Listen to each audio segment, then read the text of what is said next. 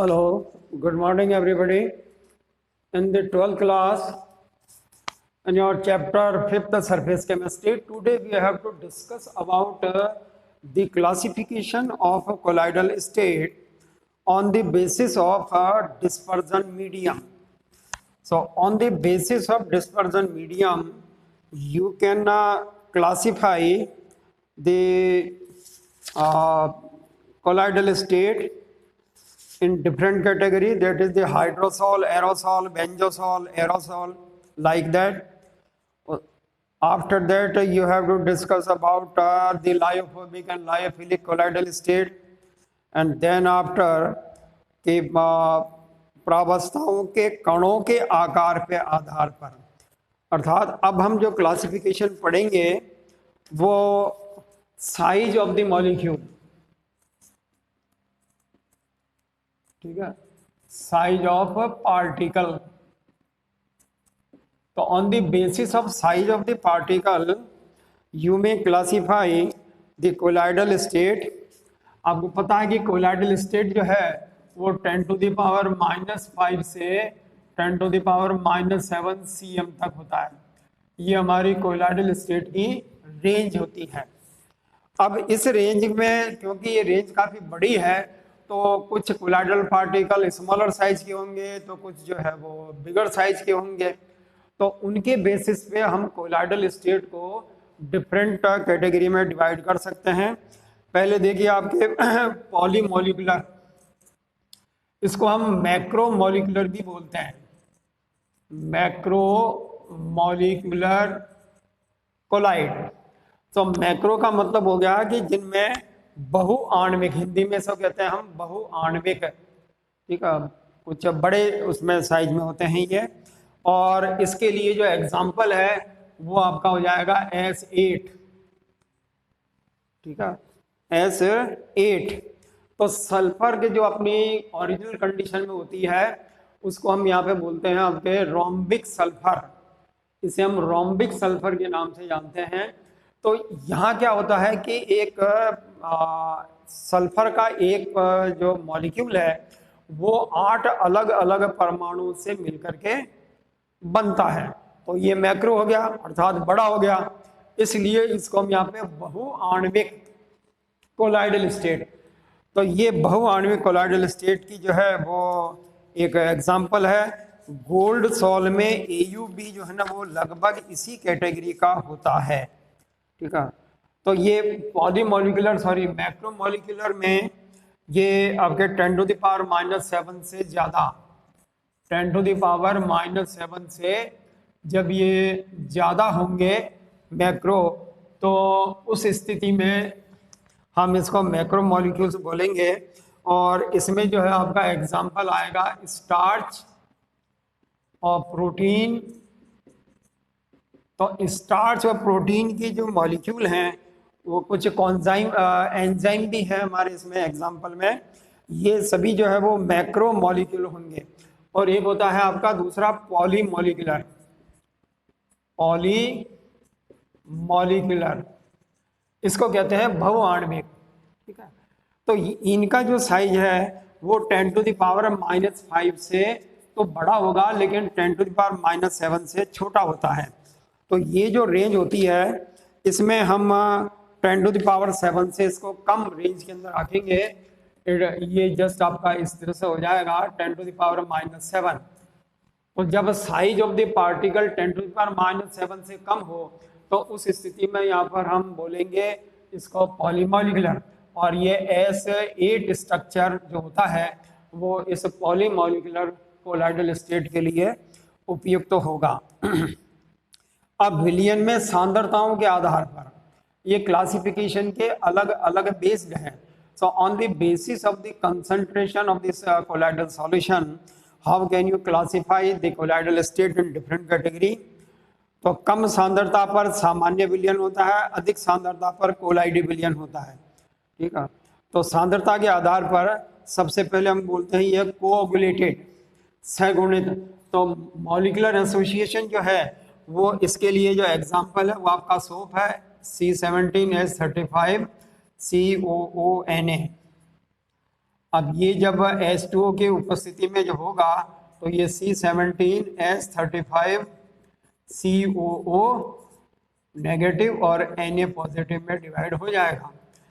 ठीक है, तो ये जो स्थिति है यहाँ पर साबुन के लिए, ये हमारी सोप है, जो ऑर्डिनरी सोप है, ये ऑर्डिनरी सोप, तो सोप का ये फॉर्मूला हुआ।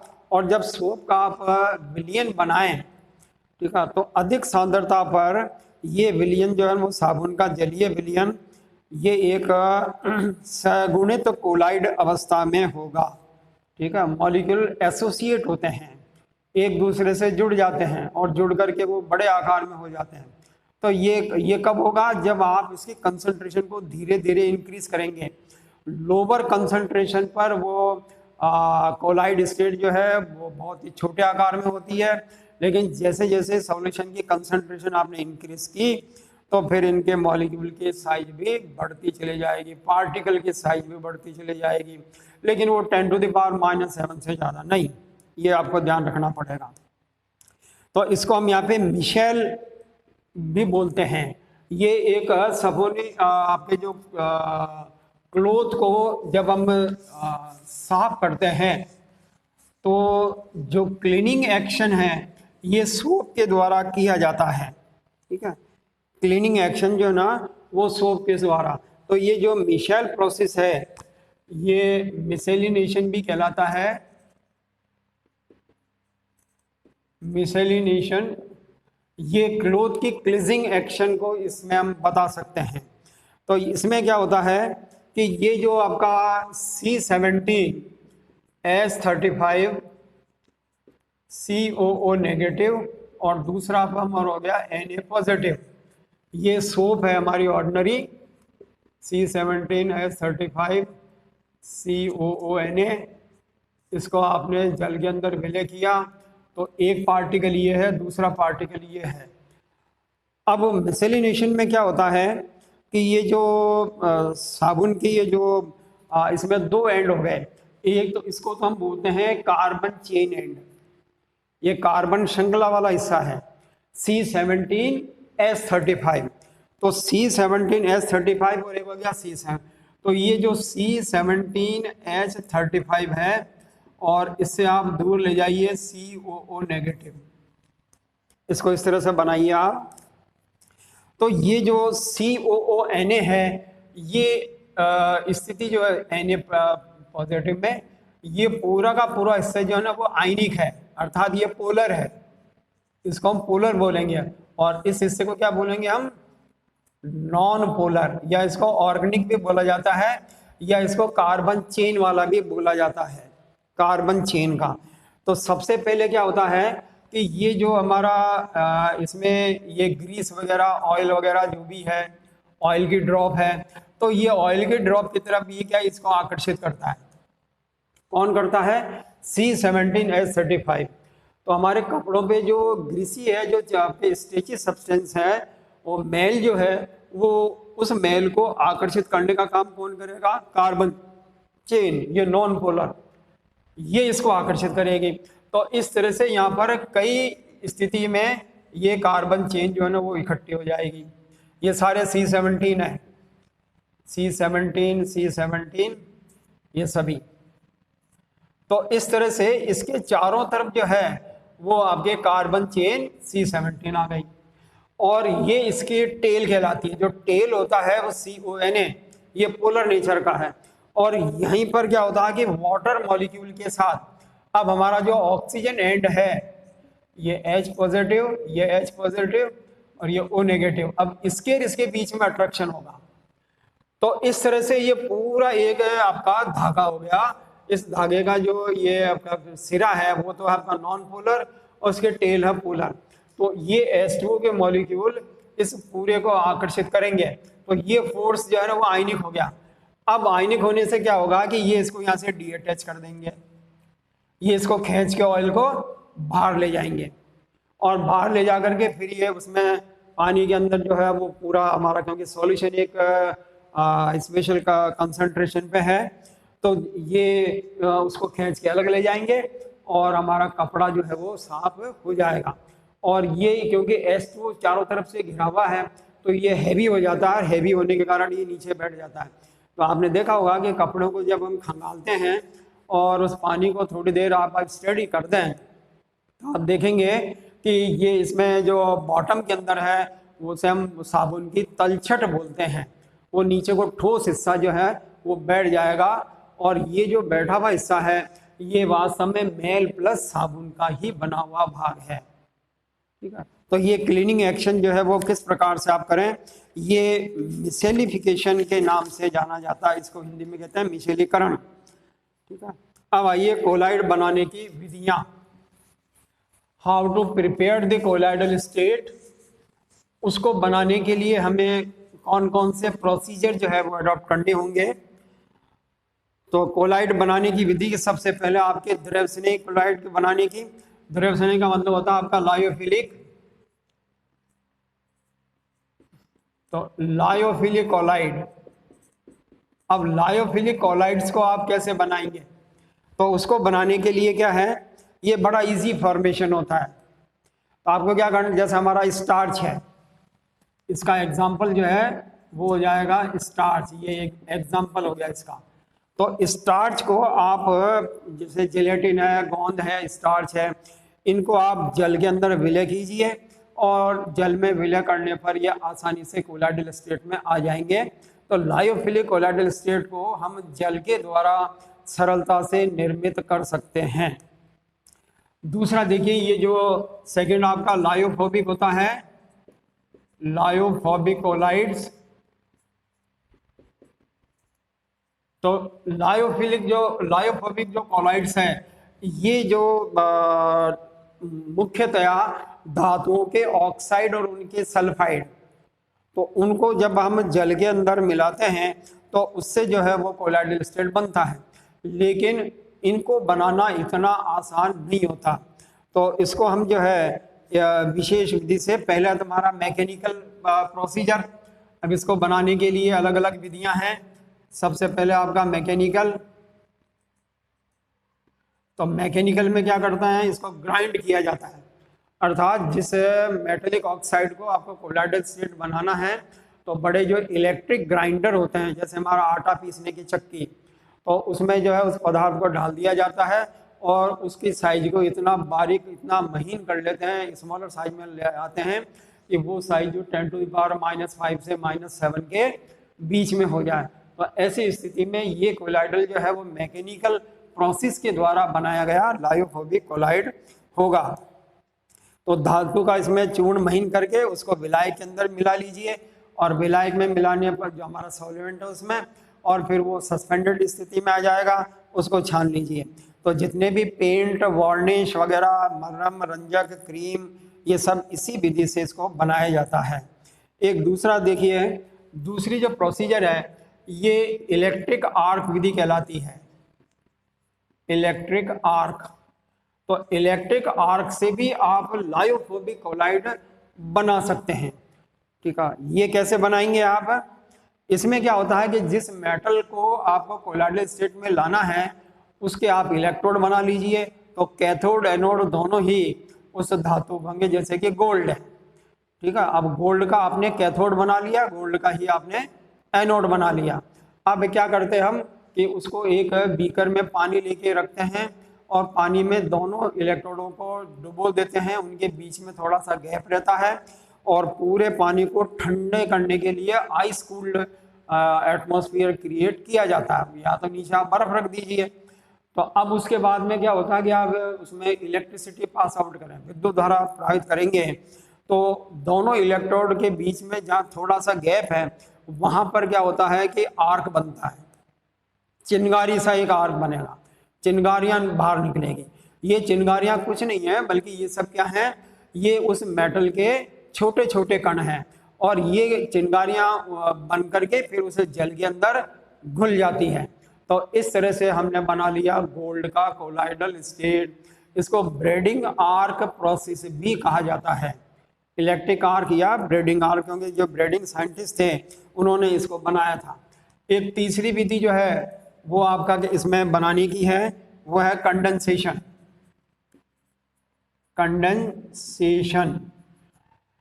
तो संघनन विधि के द्वारा भी इस लायोफोबिक कोलाइड को बना सकते हैं। इसके लिए क्या करते हैं हम कि जैसे ये जो कंडेंसेशन प्रोसेस है इसमें मोस्टली धातुओं के क्लोराइड लिए जाते हैं और उनका जल अपघटन कराया जाता है H2O, ठीक है, HCHO की उपस्थिति में। तो उससे हमें यहाँ पर Au प्लस HCOOH और HCl प्राप्त हो जाएगा। ये हमारा गोल्ड कोलाइड हो गया। इसको कहते हैं कंडेंसेशन, संघनक विधि के द्वारा। तो इसमें संघनक के लिए इसमें EU का जो कोलाइड होता है ये बैंगनी रंग का होता है और इसे स्थायी बनाने के लिए इसमें जिलेटिन मिला दिया जाता है। तो वो जो जिलेटिन है वो इसको स्थायी कोलाइडल अवस्था में रखने का काम करती है। तो ये कंडेंसेशन। उसके बाद देखिए आपके बनाने की विधियों में और आगे प्रोसेस में अगर हम बढ़ें तो फिर आपको आ जाएगा ये ऑक्सीडेशन। तो ऑक्सीडेशन विधि से भी ये कोलाइडल स्टेट बनाई जा सकती है। अभी हम क्या पढ़ रहे हैं कि लायोफोबिक कोलाइड को किस तरह से आप प्रिपेयर करें। तो जैसे हमने क्या किया कि SO2 का जो जलीय विलयन है एक्वस, उसमें H2S गैस को प्रोवाइड कीजिए। तो उससे क्या होगा कि ये H2O प्लस सल्फर, अब ये सल्फर आ गया आपका कोलाइडल स्टेट में, sulphur in the colloidal state. तो सॉल्यूशन हो गया आपका SO2 का, उसमें H2S गैस को आप प्रोवाइड करें। तो हम ये कहेंगे कि वास्तव में इस सल्फर का क्या हो गया, ऑक्सीडेशन हो गया।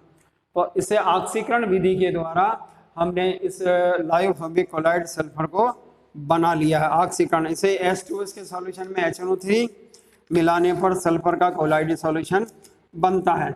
एक होता है आपका उभय अपघटनी, ठीक है, ये एम्फोटेरिक, अर्थात इसमें रिडक्शन ऑक्सीडेशन दोनों होते हैं।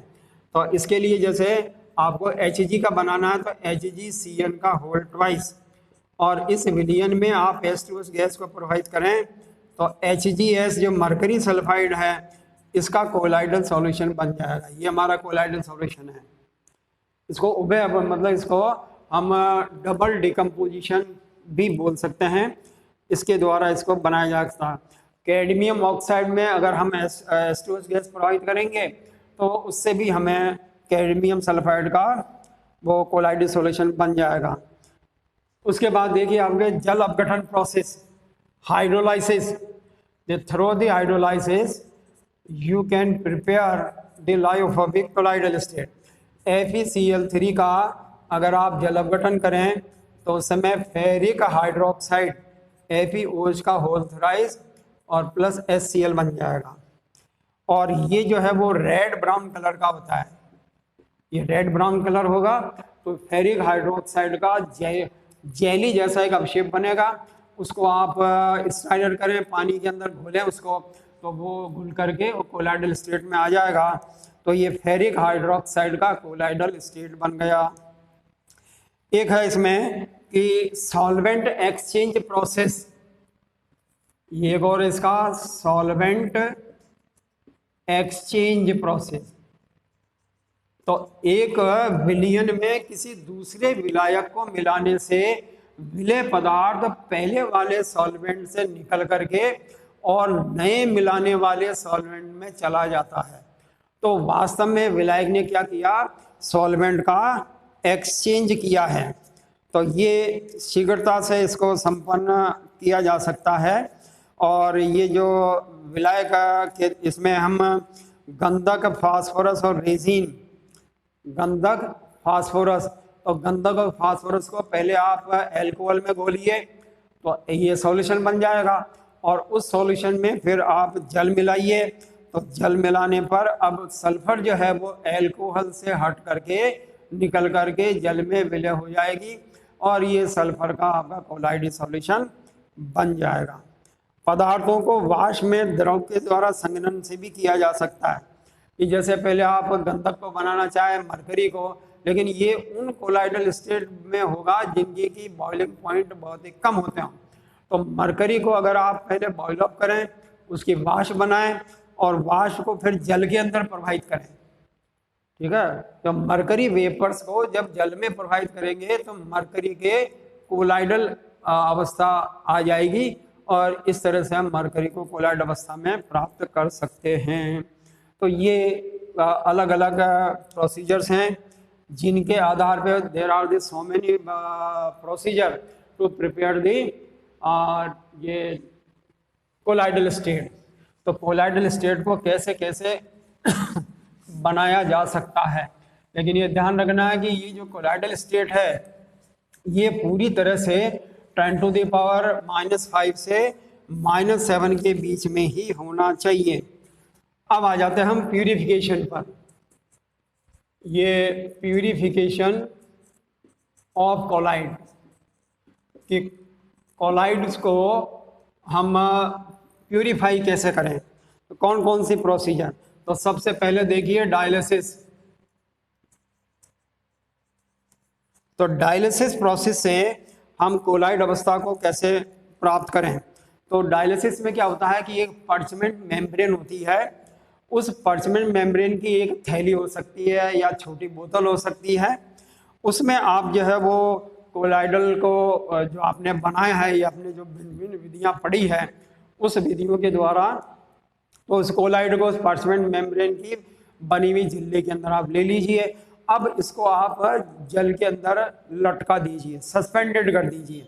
तो क्या होगा कि उस कोलाइडल में जितनी भी आयोनिक इम्प्योरिटीज होगी वो सब उस पर्चमेंट मेम्ब्रेन से बाहर निकल करके और किस में आ जाएगी, जल में आ जाएगी। तो हमारा कोलाइडल जो है वो शुद्ध हो जाएगा। तो ये एक सिंपल डायलिसिस कहलाती है। इसी डायलिसिस को अगर हम फास्ट करना चाहते हैं तो फिर आपको क्या करना पड़ेगा कि वो जो पर्चमेंट मेम्ब्रेन है उस जिसमें आपने कोलाइडल इम्प्योर लिया है उसको जल में रख करके दोनों तरफ इलेक्ट्रोड लगा दीजिए, कैथोड एनोड। तो अब उस कोलाइडल में जितने भी नेगेटिव और पॉजिटिव पार्टिकल्स होंगे, जो अशुद्धियाँ होंगी, इम्प्योरिटीज होगी, वो कैथोड एनोड की तरफ आकर्षित हो जाएगी और हमारा कोलाइडल सॉल्यूशन प्यूरिफाई हो जाएगा। ये हम इसको इलेक्ट्रोडायलिसिस भी कहते हैं। डायलिसिस और इलेक्ट्रोडायलिसिस। एक होता है अल्ट्रा माइक्रो फिल्ट्रेशन, इसको हम बोलते हैं अल्ट्रा माइक्रो फिल्ट्रेशन। ये एक विधि और है प्यूरिफिकेशन की। तो इस विधि में क्या होता है कि जो हमारा सिंपल जो फिल्टर पेपर है, ठीक है, उसको जिलेटिन के अंदर पहले आप उसको डिप कीजिए, भिगो दीजिए, मॉइस्ट कर दीजिए, फिर उसको एयर के अंदर सुखा लीजिए। सुखाने के बाद फिर उसमें फॉर्मेल्डिहाइड मिला दीजिए। तो उसके छिद्र जो है, उसके जो फिल्टर पेपर के पोर हैं वो बहुत ही सूक्ष्म हो जाएंगे, अति सूक्ष्म हो जाएंगे, जिससे कि यहाँ पर जो अशुद्धियाँ हैं वो उसमें से बाहर निकल जाएगी। इसको अल्ट्रा फिल्ट्रेशन प्रोसेस के नाम से भी जानते हैं। तो ये सब आपके अल्ट्रा फिल्ट्रेशन मेथड के द्वारा किस तरह से आप इस कोलाइडल स्टेट को प्यूरिफाई कर सकते हैं, ये इसमें पढ़ा है।